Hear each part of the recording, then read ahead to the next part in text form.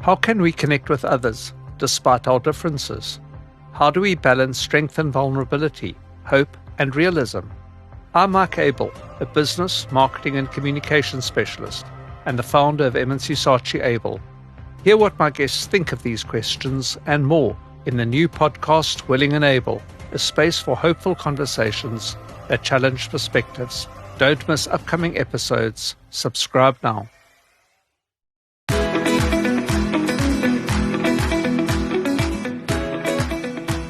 Every year, East Coast Radio hosts the East Coast Radio Business Breakfast. 2024, it is the MANCOSA East Coast Radio Business Breakfast.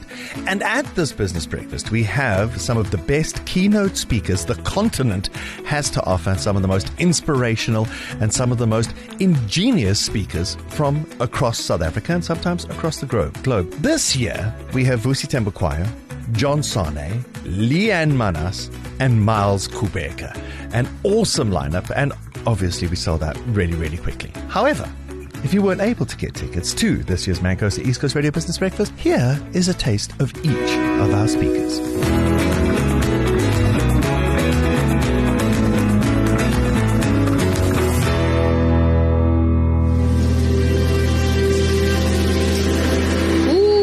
Vuyo is such a big dreamer.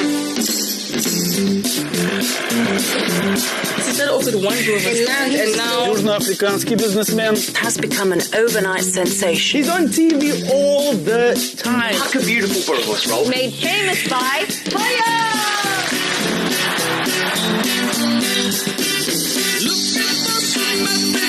Nobody dreams ordinary. So I drink ordinary beer. He never forgets his roots. Hello, can you hear me? How many of you remember the advert? And how many of you thought Vuyo actually existed? So I saw the advert and I thought, this must be based on a true story. I mean, it was such a well-executed advert. So I Googled only to find out there was no Vuyo. Totally fictitious character and no one owned Vuyos. So I promptly trademarked it and I became Vuyo from that day on. Miles Kubheka, and he's joining us right now. Good morning, Miles. Good morning. How are you? Changing the world, and yourself? I wish I could answer the phone. How are you? I'm changing the world. I need to change my Well, greeting. it's a team sport. You're more than welcome to join in. Okay. We're changing the world, and you are coming along for the journey. Can I hijack that? You're more than welcome. Oh, fantastic, man. Listen, we're excited. We are excited to have you as one of our speakers at this year's MANCOSA East Coast Radio Business Breakfast. I'm super excited too. First one, so I can't wait, actually. Yeah, it's going to be a jewel. It's you, it's Vusi Thembekwayo, Leanne Manas, and 5-time number one bestseller, John Sane. So it's a really, really, really nice lineup. And now, but you've been speaking for years now. You've had audiences in the palm of your hand for quite some time now, and your story is a very entertaining one. But yeah, it's still salient and still very, very important, especially with the entrepreneurial spirit. But you personally, Miles Kubheka, what do you wish you knew 10 years ago that you know now? Or even 20 years ago that you know implicitly right now? Well, I think maybe just to touch on the previous point you made about speaking. Firstly, I think my main difference, I don't speak for a living. I speak about my living. So that means everything is always changing and it's dynamic, and I fully enjoy that aspect of it. What I wish I knew 10 years ago that I think would have added value now is that everything takes almost 3 times long and costs 3 times as much, especially if the dreams are big and bold enough. I think a lot of people quit or stop because they think they're doing it wrong because it's taking so long to get to where they would like to get to, and hopefully they would want to get there rather quickly.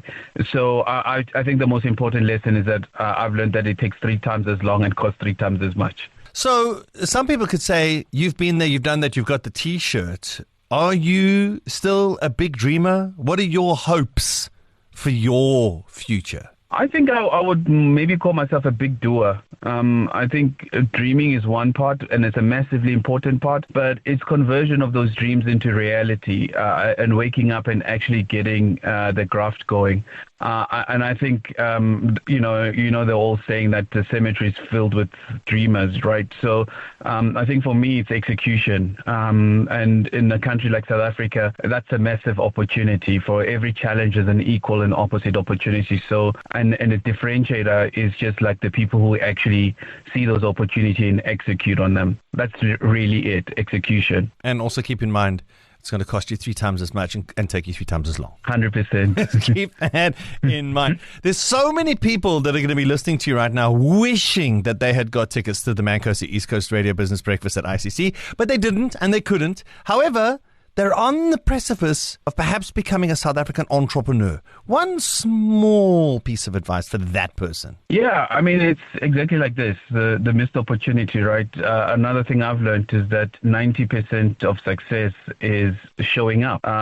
Literally just show up. And 10% is what happens when you get there. So, and showing up just improves your luck rate. You get luckier by being in more places, right? So, because it's exposure, you meet somebody you wouldn't have otherwise met, and you don't know where that path is going to take you. But if you went there, you're not there. And I think that's the massive learning as well, is that, it's 90% of just showing up. It reminds me of that scene in Dumb and Dumber where Jim Carrey says to the girl, what are the chances that we'll be together? And she said to him, if you were the absolute last human being on Earth and the survival of the species rested on you and I procreating, I would still not go out with you. And there's this pause, and then he says, so there's a chance. Chance, yes. So that's how we got to be, right? That's how you. Yeah, the chance is not zero, so that means there's 0.1%. Yeah, it's still a chance.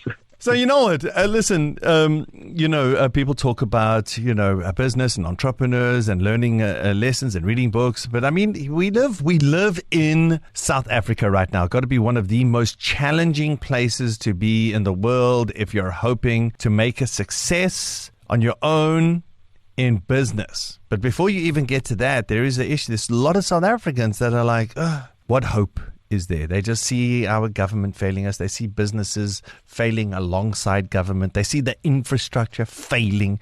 We see a lot of failure, and the hope could be being sapped from South Africans. What would you say to them, just to restore some of that hope?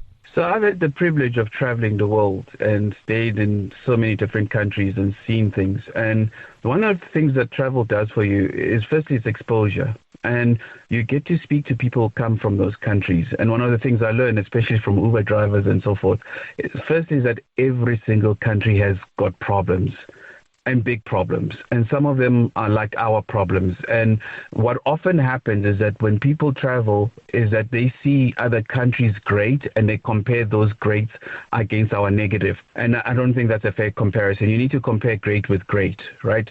For example, it's easy to say, the public transport in another country is great and ours maybe isn't. But that same country has got 9 months of winter. It's dark from the moment you wake up. It's dark till the moment you go to bed.